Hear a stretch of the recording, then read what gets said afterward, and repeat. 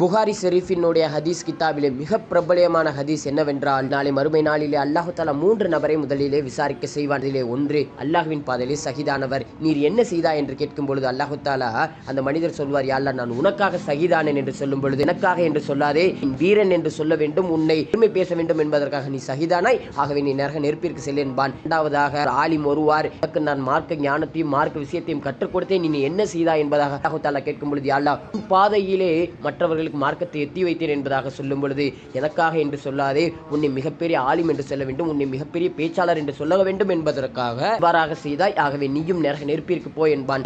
ஒரு செல்வந்தர் ஒருவார், உனக்கு மிகப்பெரிய பொருளாதாரத்தை கொடுத்தேன், நீ என்ன செய்தாய் என்று கேட்கும் பொழுது, அல்லாஹ், நான் உன் வழியிலே சதக்காக்கள் தர்மங்கள் எல்லாம் செய்தேன் என்று சொல்லும் பொழுது, எனக்காக என்று சொல்லாதே, உன்னை கொடை வள்ளல் என்று சொல்ல வேண்டும் என்பதற்காக நீ இவ்வாறாக செய்தாய் என்று அல்லாஹ் தஆலா சொல்லிவிட்டு 3 நபர்களை நரக நெருப்பிலே போடக்கூடியவனாக இருக்கின்றான். ஏன் என்றால், இதனுடைய எண்ணங்கள் என்பது சரியான முறையிலே இருக்க வேண்டும்.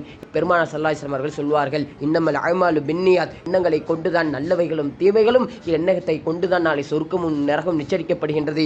எண்ணங்களை உங்கள் வாழ்க்கையிலே நீங்கள் அழகாக்கி பாருங்கள், உங்கள் வாழ்க்கையும் அழகாக இருக்கும், உங்களுடைய மறுமை வாழ்க்கையும் சிறந்ததாக இருக்கும். எண்ணங்களை அழகோடு வாழக்கூடிய நசீபை வளர தௌஃபீக் செய்வானாக.